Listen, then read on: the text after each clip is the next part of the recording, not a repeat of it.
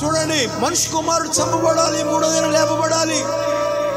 వాళ్ళు కోటలు చుట్టూ తిప్పుతారు. ఇలాగా యేసయ్య చెప్పడం మొదలుపెట్టాడు. వెంటనే పేతురు లేచాడు. పేతురు లేచి ఏమన్నాడు తెలుసా? నువ్వు అలా చనిపోతే నేను ఎందుకు ఒప్పుకుంటాను, కనుక నేను ఎలా ఒప్పుకుంటానని చెప్పేసి, అట్టిది నీకు దూరం అవునుగా మేమందరం ఉన్నామని చెప్పేసి ఇస్తున్నాడు.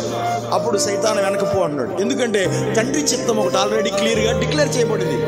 ఈయన ఎందుకు వచ్చాడో, ఎలా శ్రమ పడాలో, ఎలా చనిపోవాలో, ఎలా పాతిపెట్టబడి మూడో దినం లేపబడాలో, దానివల్ల ప్రజలందరి పాపముల నుండి విముక్తి ఎలా కలుగుతుందో ఆల్రెడీ ఆ పరలోకపు తండ్రి ఆల్రెడీ చెప్పాడు. కానీ ఈయన ప్రేమతో ఏమన్నాడు చెప్పండి?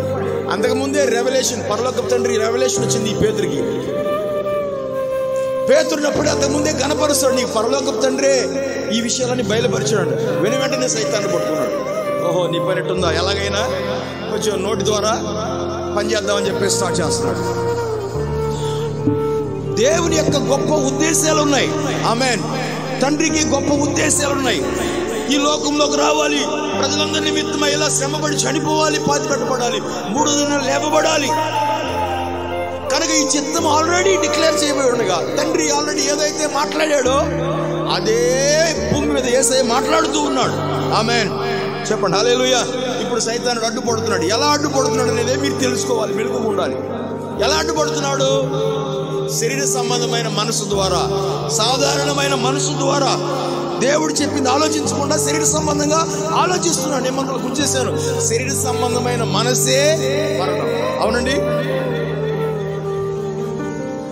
అందుకనే ఎప్పుడు చెప్తున్నాడు, ఆ యొక్క తండ్రి యొక్క చిత్తము, ఆ తర్వాత అపవాది చిత్తము, అలాగనే మనుషుని మన యొక్క ఆలోచన దాన్ని డివైడ్ చేయాలి. ఎటు నుండి స్వరం వచ్చినా ఇది తండ్రి అయిన దేవుని దగ్గర నుండి వచ్చిందా, ఆత్మ దగ్గర నుండి వచ్చిందా, లేకపోతే ఇది సైతాన్ దగ్గర నుండి వచ్చిందా, లేకపోతే ఇది శరీర సంబంధమైన మనసు వల్ల ఇది కలిగింది అనేది మనం దాన్ని డివైడ్ చేయాలి.